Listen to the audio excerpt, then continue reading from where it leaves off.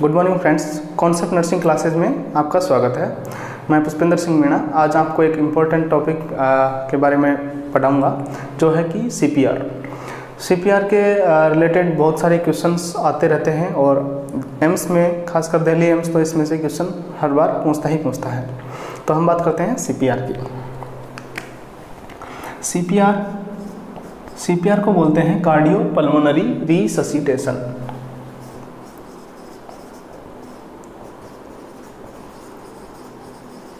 Cardiopulmonary resuscitation ये एक emergency procedure है जो कि रेस्पिरेटरी या फिर कार्डियक अरेस्ट की कंडीशन में दी जाती है। इसको अपन बोलते हैं BLS। इसका दूसरा नाम होता है BLS। BLS मीन्स होता है बेसिक लाइफ सपोर्ट।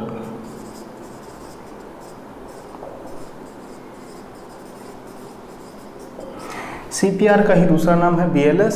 अभी कुछ टर्मिनोलॉजीज के से भी क्वेश्चन पूछ लेते हैं कि BLS की फुल फॉर्म क्या है, तो बेसिक लाइफ सपोर्ट है। ऐसे ही एक होता है ACLS, एक वर्ड होता है ACLS। ACLS मीन्स होता है advance cardiac life support. Advance cardiac life support. इस ALS में ACLS एंड BLS में क्या डिफरेंस होता है? ACLS जो होता है ये एडवांस है, मीन्स इसके अंदर मेडिकेशंस का यूज़ करते हैं, जबकि BLS जो होती है ये इवेंट साइट पे दी जाती है, कोई मेडिकेशंस इसमें यूज नहीं की जाती है। दूसरा ये होता है ये हॉस्पिटल सेटिंग्स में दी जाती है, मीन्स ये तो जहाँ पे जो इवेंट हुई है, जहाँ पे कार्डियक अरेस्ट हुआ है, तो उस कंडीशन पे अपने जो डायरेक्ट CPR देते हैं वो CPR या BLS से बोलते हैं। जबकि जब वो हॉस्पिटल में पहुंचने के बाद उसमें मेडिकेशंस देते हैं, उसे वेंटिलेटर्स पे रखते हैं, तो वो सब कौन सी प्रोसीजर में आ जाता है? वो आ जाता है आपका ACLS में। एक वर्ड होता है ATLS। ATLS इससे भी देखो क्वेश्चंस पूछा गया है। ATLS होता है advance trauma life support.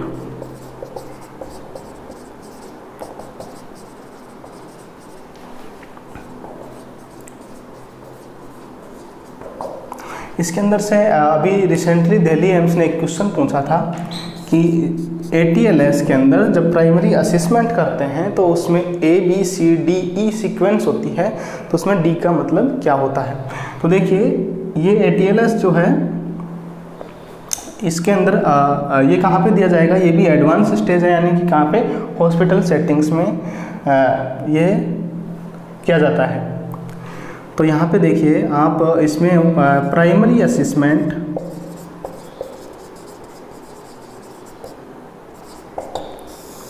Means कोई भी ट्रॉमा का जो पेशेंट आता है, हॉस्पिटल्स के अंदर आया है, तो वो उसको जो वहाँ पे जो केयर करेंगे उसमें एडवांस ट्रॉमा लाइफ सपोर्ट जो अपन प्रोसीजर्स करेंगे या जो केयर्स करेंगे वो इसके अंदर आती हैं। तो सबसे पहले अपन उसका असेसमेंट करेंगे, तो इसकी प्राइमरी असेसमेंट की जो इसकी टेक्निक है, प्राइमरी असेसमेंट की टेक्निक इसको अपन करते हैं ABCD और E सीक्वेंस के अंदर अपने को ये प्राइमरी असेसमेंट करते हैं, यानी इसके अंदर ये चीज़ें हम देखते हैं। तो A का मतलब होता है एयरवे, B का मतलब होता है ब्रीथिंग, C का मतलब होता है सर्कुलेशन और D का मतलब होता है डिसेबिलिटी, या फिर इसको बोलते हैं न्यूरोलॉजिकल असेसमेंट।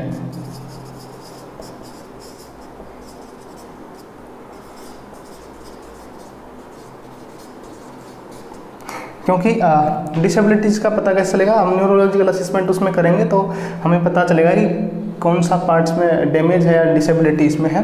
तो फिर देखते हैं, नेक्स्ट है एक्सपोजर। ठीक है, तो ये ABCDE सीक्वेंस होता है। दिल्ली एम्स ने क्वेश्चन पूछा था ATLS के अंदर जो प्राइमरी असेसमेंट होता है, जो ABCD सीक्वेंस होता है, उसमें D का मतलब क्या होता है? तो D का मतलब होता है डिसेबिलिटी। उसमें ऑप्शन थे, एक था डिसेबिलिटी, दूसरा था डिफिब्रिलेटर। तो अपन क्या कर देते हैं, उसे डिफिब्रिलेटर कर देते हैं। जबकि जो ट्रोमा के अंदर अपन बात करते हैं ATLS की जो असेसमेंट की बात करते हैं तो असेसमेंट के अंदर ABCDE सीक्वेंस होता है, जबकि CPR के अंदर एक CAB सीक्वेंस होता है। जो CPR होता है इसके अंदर अपन कौन सी टेक्निक से CPR देते हैं, CAB टेक्निक होती है, यानी कि ये टेक्निक होती है CPR के अंदर। C का मतलब यहाँ पे होता है कंप्रेशन, यहाँ पे C का मतलब होता है कंप्रेशन, A का मतलब यहाँ पे है होता है एयरवे, B का मतलब होता है ब्रीथिंग।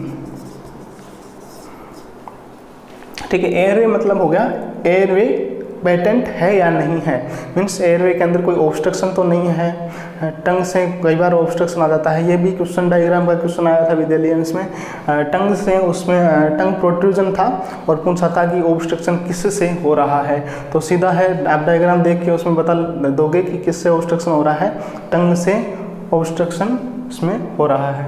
तो ये CAB सीक्वेंस जो होती है ये किस में होती है, CPR के अंदर होता है। इस CPR के अंदर C का मतलब कंप्रेशन होता है, एयरवे ब्रीथिंग। जबकि ATLS यानी कि ट्रोमा वाले पेशेंट के अंदर जब प्राइमरी असेसमेंट करते हैं उसके अंदर जो ABCDE सीक्वेंस होती है इसमें D का मतलब डिसेबिलिटी होता है, C का मतलब सर्कुलेशन होता है। ठीक है, नेक्स्ट टर्मिनोलॉजी है AED। AED ये भी कई बार क्वेश्चन पूछा गया है कि AED का मतलब क्या होता है। तो AED क्या है, ऑटोमेटेड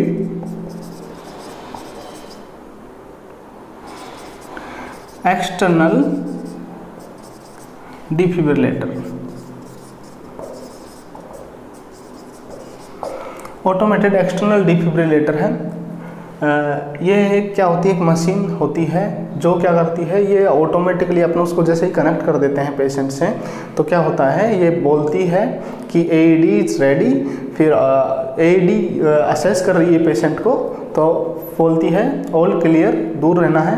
तो हम सब दूर हो जाते हैं और ये क्या देती है, शॉक दे देती है। उसके बाद ये जैसे ही शॉक देने के बाद कहती है कि स्टार्ट CPR। ठीक है, तो ये एक मशीन होती है AED, मोस्टली इसकी फुल फॉर्म पूछ ली जाती है ऑटोमेटेड एक्सटर्नल डिफिब्रिलेटर। बाकी इस मशीन का एक डायग्राम है, ये इस टाइप की एक मशीन होती है।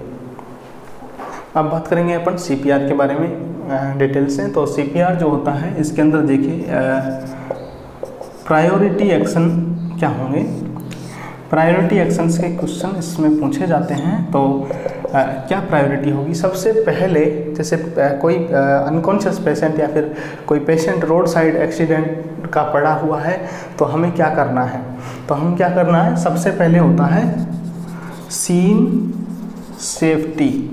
ठीक है, सीन सेफ्टी का मतलब होता है जैसे रोड के बीच में है तो उसको साइड में लेके आना है। इसके लिए भी एक पोजीशन होती है, एक प्रोसीजर होती है लॉग रोलिंग।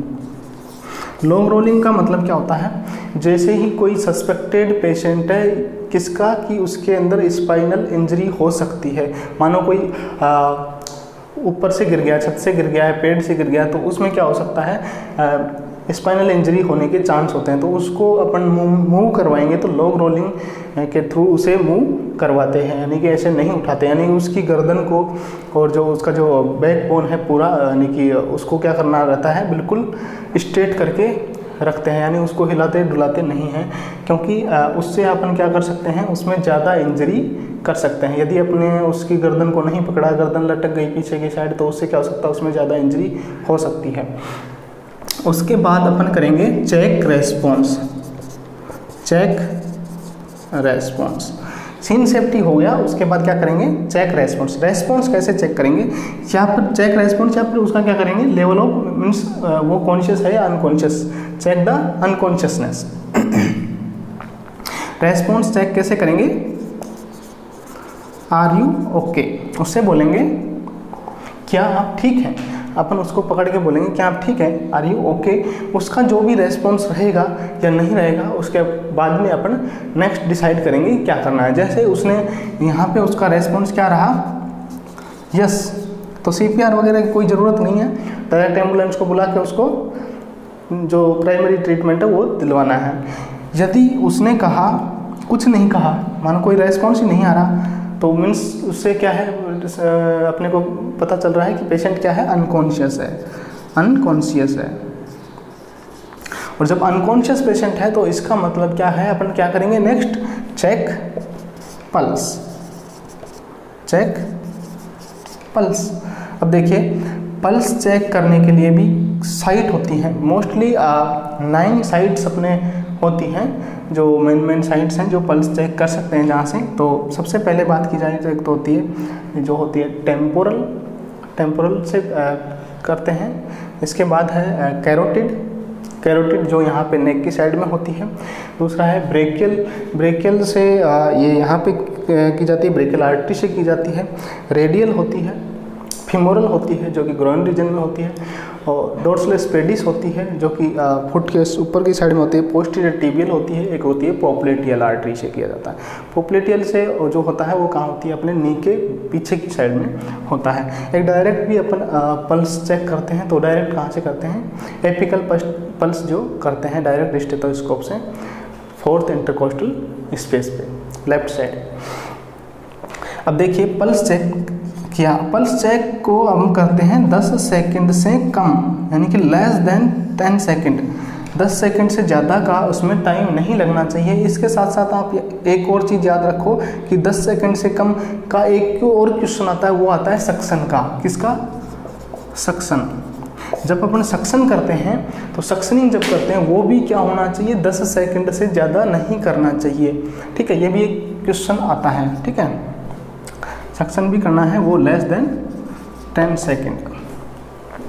अब देखिए इस प्रायोरिटी एक्शन में नेक्स्ट क्या करेंगे, पल्स चेक करने के बाद अपन क्या करेंगे, स्टार्ट CPR। क्या करेंगे, start CPR with CAB technique, यानी कि चेस्ट कंप्रेशन। ठीक है, CAB टेक्निक से इसको क्या करेंगे, स्टार्ट CPR। चेस्ट कंप्रेशन किया, कितना कंप्रेशन देना है, एटलीस्ट 100, देन 1 मिनट के अंदर। फिर क्या करना है, एयरवे को ओपन करेंगे, देन ब्रीथिंग, यानी कि वेंटिलेशन उसमें देंगे। तो ये सीक्वेंस है एक तरीके से, यानी कि सबसे पहले सिन सेफ्टी होना है, उसके बाद चेक रेस्पॉन्स किया, फिर अपना जो है CPR पल्स चेक किया, पल्स एब्सेंट है 10 सेकंड से ज़्यादा उसमें टाइम नहीं लगाना, उसके बाद अपना क्या है CAB टेक्निक से CPR स्टार्ट करना है। देखिए इसकी जो क्वेश्चन ये भी आता है कि CPR की जो सीक्वेंस होती है वो क्या होती है, तो ये होती है CAB। ये भी क्वेश्चन आया हुआ है। ठीक है, इसको भी ध्यान रखना है, जो मैंने पहले बता दिया था, कंप्रेशन, एयरवे एंड ब्रीथिंग। अब बात करते हैं अपन इसके अंदर नेक्स्ट चेन ऑफ सर्वाइवल होती है, चेन ऑफ सर्वाइवल। इससे भी क्वेश्चन आते हैं। तो इससे क्वेश्चन मोस्टली यही आता है कि जैसे सबसे पहले अडल्ट है, अडल्ट के अंदर CPR दे रहे हैं तो सब पहले एम्बुलेंस को कॉल करना होता है या फिर CPR करेंगे। जबकि चाइल्ड होता है, चाइल्ड में भी ऐसा आता है कि पहले CPR करना है या फिर एम्बुलेंस को कॉल करना होता है। तो यहाँ पे देखिए, यहाँ पे सबसे पहले अडल्ट की बात करता हूँ मैं।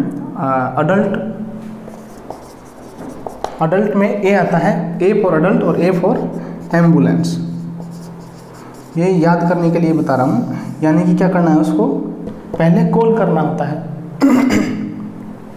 यानी कि इमरजेंसी सिस्टम को एक्टिवेट करना होता है पहले, उसके बाद कंप्रेशन स्टार्ट करेंगे।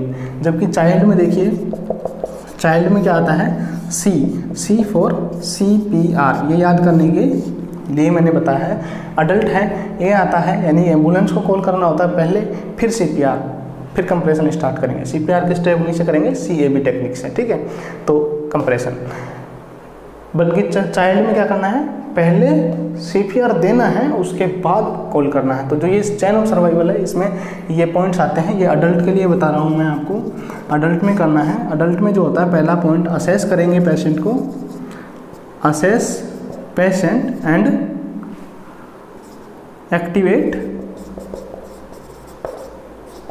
Emergency response system, EMS। EMS होता है इमरजेंसी रेस्पॉन्स सिस्टम, तो इसको हम एक्टिवेट करेंगे, यानी कि कॉल 108। अपने इंडिया में तो 108 जो है उस पर कॉल करेंगे, एक्टिवेट करेंगे EMS सिस्टम को। देन उसके बाद अपन क्या करेंगे, इसके अंदर स्टार्ट चेस्ट कंप्रेशन स्टार्ट कर देंगे। जो CPR स्टार्ट करेंगे वो CAB टेक्निक से स्टार्ट कर देंगे। फिर थर्ड पॉइंट जो होता है रैपिड डिफिब्रिलेटर,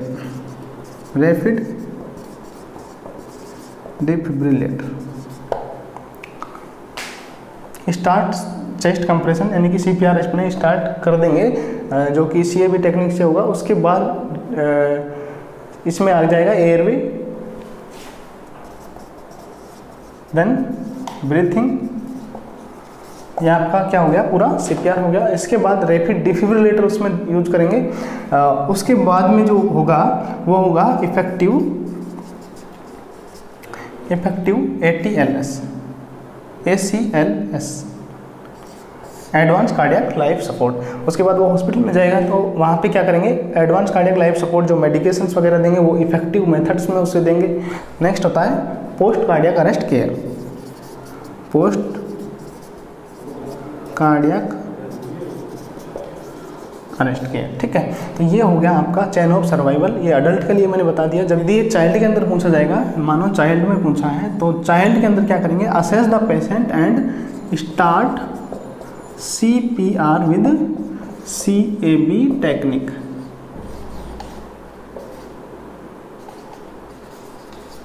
ठीक है, CPR स्टार्ट कर देना है। असेस करने के बाद उसके बाद क्या करना है, एक्टिवेट करना है EMS सिस्टम, यानी कि इमरजेंसी सिस्टम, कॉल 108। तो EMS को बाद में एक्टिवेट करना है, इमरजेंसी सिस्टम को पहले अपन CPR देंगे, ठीक है। उसके बाद rapid defibrillator, effective ACLS and post cardiac arrest care, बाकी सेम होती है। तो मेन क्वेश्चन जो आता है वो यही आता है कि चाइल्ड में पहले CPR, अडल्ट में पहले call for emergency response system. जो क्वेश्चंस आते हैं उनके बारे में थोड़ा सा मैं डिस्कस करता हूँ। देखिए जो मैन्यूअर्स इधर मैं लिख देता हूँ, जो अपन मैन्यूअर्स कर रहे हैं, ठीक है। इधर अपना मान लो अडल्ट है, इधर अडल्ट है, ये चाइल्ड है और ये है इन्फेंट। देखिए चाइल्ड किसे कहेंगे अपन, चाइल्ड कहेंगे 1 to 8 ईयर तक के बच्चे को, ठीक है। 1 से 8 साल का जो है वो चाइल्ड में आ जाएगा। 1 साल तक का तो क्या रहेगा आपका इन्फेंट, अप टू 1 ईयर। और 8 साल से जो भी बड़ा है, 8 साल से बड़ा जो है वो सब किस में आ जाएगा, आपका अडल्ट की कैटेगरी में आएगा। अब देखिए सबसे पहले अपन ने क्या करते हैं, सीन सेफ्टी किया, सीन सेफ्टी के बाद चेक रेस्पॉन्स किया, रेस्पॉन्स के बाद पल्स चेक किया, क्या किया, चेक पल्स।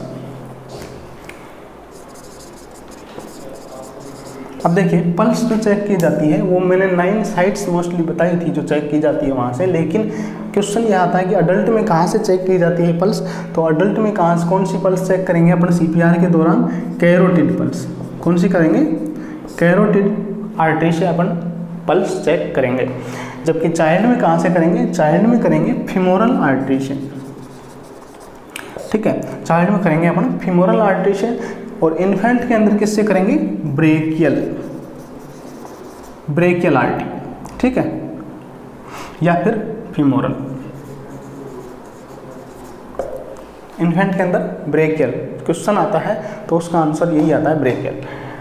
चाइल्ड में फीमोरल, अडल्ट में कैरोटिड। नेक्स्ट बात करते हैं अपन CPR। तो CPR कौन सी टेक्निक से, CAB, यानी कि अपन बात करते हैं कंप्रेशन की। कंप्रेशन, तो कंप्रेशन के अंदर सबसे पहले देखिए कंप्रेशन अपन देना होता है तो पेशेंट की जो पोजीशन होती है वो कैसी होनी चाहिए, पोजीशन उसके अंदर पेशेंट की कैसी होनी चाहिए, सुपाइन होनी चाहिए,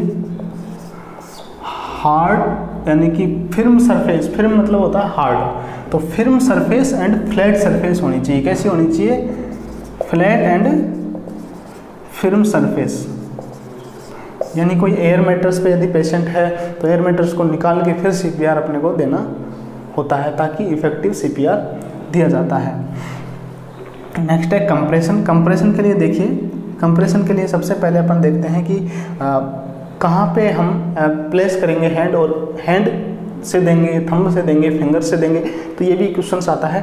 तो यहाँ पे अपन क्या यूज़ करेंगे अडल्ट के लिए, 2 हैंड, यानी कि दोनों हाथों से अपने इसमें CPR देंगे, दोनों हाथों से देंगे। दूसरा ये आता है कि ये क्वेश्चन भी पूछ लिया जाता है कभी कभी कि नॉन डोमेंशियल हैंड जो है उसके ऊपर अपना जो डोमेंशियल हैंड है उसको रखते हैं, ठीक है।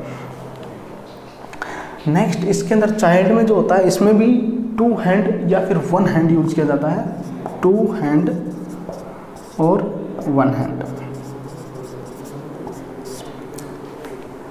क्वेश्चन पूछा जाता है इन्फेंट वाला, इन्फेंट में किससे करेंगे, तो इन्फेंट में आता है किससे करेंगे, 2 फिंगर्स या फिर 2 थम्स, 2 फिंगर्स या 2 थम्स। अब देखिए 2 फिंगर्स तो अपन एक हाथ की भी यूज कर सकते हैं, 2 थम्स तो दोनों हाथ उसमें यूज करेंगे। तो इसमें से क्वेश्चन ये भी आ जाता है कि यदि एक रेस्क्यूअर है, एक रेस्क्यूअर का मतलब होता है जो CPR देने वाला है वो एक है, तो क्या करेगा वो, 1 रेस्क्यूअर है तो 2 फिंगर यूज करेगा, क्योंकि उसको फिर वेंटिलेशन भी देना पड़ेगा, यानी कि माउथ टू माउथ ब्रीथ भी देना पड़ेगा। तो उसके लिए क्या करेगा वो, एयरवे को भी मेंटेन करके रखना पड़ेगा, एयरवे को ओपन करके रखना पड़ेगा। तो एक हाथ तो उसकी चेस्ट पे और रखेगा 2 फिंगर, और दूसरा हाथ उसकी हेड पे रखेगा ताकि एयरवे ओपन रहे, ठीक है। तो 1 रेस्क्यूअर में तो 2 फिंगर यूज करेंगे, और 2 रेस्क्यूअर है तो 2 थंब, ठीक है। ये क्वेश्चन आता है, तो ये ध्यान रखना है कि इसका याद करने के लिए यही है कि एक आदमी है तो एक आदमी दोनों हाथ यूज करेगा, एक हाथ उसके सिर पे रहेगा, दूसरा हाथ चेस्ट पे रहेगा, तो एक हाथ उसकी दोनों फिंगर्स यूज कर लेगा। जब भी दोनों थंब यूज करेगा तो दोनों हाथ ही चेस्ट पे रखने पड़ेंगे। तो फिर क्या होगा कि इसमें दूसरा रेस्क्यूअर की जरूरत पड़ेगी जो कि उसको क्या देगा, ब्रीथिंग देगा, ठीक है। अब देखिए ये अपना क्या हो गया कि किससे अपन ने ये दिया है। अब इसकी पोजीशन क्या होती है, लैंडमार्क क्या होगा, यानी कि इसी कंप्रेशन के अंदर यही है ये कि कहाँ पे अपन हैंड को प्लेस करेंगे, ठीक है। तो कहाँ पे प्लेस करेंगे, देखिए अडल्ट के अंदर कहाँ पे प्लेस करते हैं, in between nipple line, in between nipple line, या फिर इसको बोलते हैं लोअर हाफ ऑफ स्टर्नम, ठीक है। इन बिटवीन निप्पल लाइन या फिर lower half of the sternum. Next होता है मिडल ऑफ चेस्ट, इसको ही बोल देते हैं, ये भी आ जाए तो ये भी राइट है, मिडल ऑफ चेस्ट और सेंटर ऑफ चेस्ट, ठीक है। तो in between nipple line, middle of chest, centre of chest या फिर lower half of the sternum, यही है दोनों याद करने के लिए। तो ये इनमें से मोस्टली क्वेश्चन पूछा जाता है। बिटवीन निप्पल लाइन तो अडल्ट में इन बिटवीन होता है, या फिर लोअर हाफ ऑफ स्टर्नम होता है। चाइल्ड में भी सेम होता है, जिसमें अडल्ट का लैंडमार्क यानी यहाँ पे आपने यूज़ किया, तो चाइल्ड में भी ये सेम ही पोजीशन पे अपने रखते हैं। नेक्स्ट होता है इन्फेंट, तो इन्फेंट में होता है just below nipple line, just below nipple line. Adult में निप्पल लाइन पे रखते हैं, उसके अंदर जस्ट बिलो निप्पल लाइन करते हैं अपन किसमें, इन्फेंट के अंदर। तो ये क्वेश्चन पूछा जाता है इम्पोर्टेंट, एक यहाँ पे भी क्वेश्चन आता है, इसमें से क्वेश्चन पूछते हैं। नेक्स्ट आता है आपका कि कंप्रेशन कितना देते हैं, तो डेप्थ कितनी रहती है उसकी, जो अपन कंप्रेशन देते हैं कंप्रेशन की डेप्थ क्या रहती है। तो अडल्ट के अंदर देखिए लगभग यानी कि लगभग क्या मतलब 2 इंच देना होगा, कितना 2 इंच कंप्रेस करना पड़ेगा। 2 इंच का मतलब यदि सेंटीमीटर में ये आता है तो उसको बोलते हैं 5 सेंटीमीटर, क्योंकि 1 इंच में 2.5 सेंटीमीटर होता है, तो ये होता है 5 सेंटीमीटर। अब देखिए इसके अंदर चाइल्ड के अंदर भी 2 इंच ही रहता है, जो डेप्थ रहता है यानी कि कितना कंप्रेस करना है वो 2 इंच ही रहता है। अडल्ट इन्फेंट की बात करें, इन्फेंट में ये आता है 1.5 इंच, 1.5 इंच यानी कि लगभग ये 4 सेंटीमीटर होता है। इसमें से क्वेश्चन जो आता है वो ये भी आ जाता है कि इसको बोलते हैं 1/3 of anterior posterior diameter of chest. तो ये चाइल्ड में और इन्फेंट के अंदर दोनों में ये होता है कि जो एंटीरियर पोस्टीरियर डायमीटर है चेस्ट का, उसको 1/3 अपने को कंप्रेस करना होता है। तो ये वाला क्वेश्चन आया हुआ है कि कितना डेप्थ तक हमें कंप्रेस करना है, तो 1/3 करना है। नेक्स्ट अब देखिए उसका नेक्स्ट क्या है, इसका कंप्रेशन एंड वेंटिलेशन रेशियो क्या होता है। कंप्रेशन एंड वेंटिलेशन रेशियो, तो जो रेशियो होता है वो अडल्ट के अंदर होता है 30:2 और इसमें भी होता है 30:2। इसका मतलब हो गया 30 कंप्रेशन, उसके बाद 2 वेंटिलेशन या फिर ब्रीथ। जब एक रेस्क्यूअर होगा 1 रेस्क्यूअर है तो 30:2 है। इसमें भी चाइल्ड में भी 1 रेस्क्यूअर है तो 30:2 है और इन्फेंट के अंदर भी कितना है 30:2 होगा एक रेस्क्यूअर जब होगा। अब बात करते हैं 2 रेस्क्यूअर्स की। यदि 2 हैं सीपीआर के लिए, एक और अपने हेल्प करवा रहा है, तो उस कंडीशन में क्या होगा, अडल्ट के अंदर तो सेम ही रहेगा 30:2। इसमें याद करने की ये कोई ज़रूरत नहीं है कि 30:2 ही रहेगा अडल्ट में, 1 हो या 2 हो। चाइल्ड के अंदर और इन्फेंट के अंदर जो है इसमें चेंजमेंट आता है, यानी कि इसमें आता है 15:2 और इधर भी आता है 15:2। चाइल्ड और इन्फेंट के अंदर यदि 2 रेस्क्यूअर हैं तो 15 कंप्रेशन के बाद 2 ब्रीथ देने होंगे और इन्फेंट के अंदर भी 15 कंप्रेशन के बाद 2 ब्रीथ देने होंगे। एक और क्वेश्चन आता है कंप्रेशन रेट क्या होती है। तो रेट क्या होती है मीन्स 100 कंप्रेशन होने चाहिए 1 मिनट के अंदर। ये भी क्वेश्चन आता है, एटलीस्ट 100 कंप्रेशन तो होने ही चाहिए 1 मिनट के अंदर। 100 कंप्रेशन 1 मिनट, चाइल्ड में भी, अडल्ट में भी और इन्फेंट में भी एटलीस्ट 100 कंप्रेशन होने ही चाहिए। नेक्स्ट देखिए अपन बात करते हैं किसकी, कंप्रेशन हो गया, फिर होगा एयरवे। एयरवे को ओपन करना है। एयरवे ओपन करने के लिए 2 मेथड होते हैं। एक तो होता है हेड टिल्ट चिन लिफ्ट मेथड, ये जो कि डायग्राम में दिखाया गया है। हेड टिल्ट चिन लिफ्ट मेथड होता है, ये जो डायग्राम में दिखाया गया है ये इस तरीके से होता है। देन एक होता है जो थ्रस्ट मैन्यूअल मेथड। इसमें से क्वेश्चन आता है कि जो स्पाइनल इंजरी वाला पेशेंट है उसके अंदर कौन सा मेथड यूज करेंगे एयरवे ओपन करने के लिए, तो उसमें करेंगे जो थ्रस्ट मैन्यूअल मेथड यूज करेंगे। ठीक है, किसमें करते हैं ये, स्पाइनल इंजरी का जो पेशेंट है उसके अंदर ये यूज करते हैं। नेक्स्ट आ गया अपना ब्रीथिंग। ब्रीथिंग जो होती है, जो माउथ टू माउथ ब्रीथ दे सकते हैं या माउथ टू नोज भी ब्रीथ दे सकते हैं। इसके अंदर जो वेंटिलेशन जो होता है वो क्या होता है, एक ब्रीथ जो होता है 1 ब्रीथ 1 to 2 सेकेंड के अंदर देना होता है, जबकि जो दूसरा ब्रीथ है वो कितने टाइम बाद देंगे, 6 to 8 सेकेंड ब्रीथ। अब बात करते हैं इसके कॉम्प्लिकेशंस की। तो सीपीआर में क्या क्या कॉम्प्लिकेशंस हो सकते हैं, तो अपन जब सीपीआर देंगे तो हो सकता है रिब फ्रैक्चर हो सकता है, स्टर्नम फ्रैक्चर हो सकता है, या फिर लंग्स या हार्ट्स में कुछ इंजरी हो सकती है, मल्टीपल रिब्स फ्रैक्चर हो सकता है। ये इंपॉर्टेंट है, इसको बोलते हैं फ्लेयल चेस्ट। फ्लेयल चेस्ट भी इसका एक क्या है, इंपॉर्टेंट कॉम्प्लिकेशन है।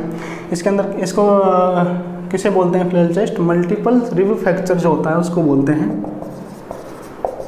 Multiple ribs fracture. ठीक है, इसके अंदर किस टाइप का रेस्पिरेशन मिलता है देखने को, ये क्वेश्चन आया हुआ है। तो इसमें कौन सा रेस्पिरेशन मिलता है, पैराडॉक्सिकल रेस्पिरेशन पैटर्न मिलता है।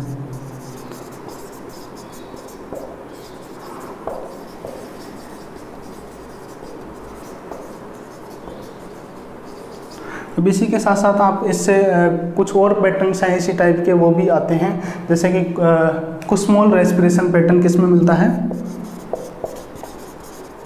कुस्मोल ब्रीथिंग। कुस्मोल ब्रीथिंग किसके अंदर मिलता है, DKA डायबिटिक कीटो एसिडोसिस में मिलता है। इसी तरह से एक होता है सी-सा रेस्पिरेशन पैटर्न, सी-सा रेस्पिरेटरी पैटर्न। तो ये आपके लिए क्वेश्चन है, आप इसको कमेंट में बताएंगे कि सी-सा रेस्पिरेटरी पैटर्न किस में देखने को मिलता है। ठीक है, thank you for watching this video, and video अच्छा लगे तो इसे लाइक एंड शेयर करिए। Thank you.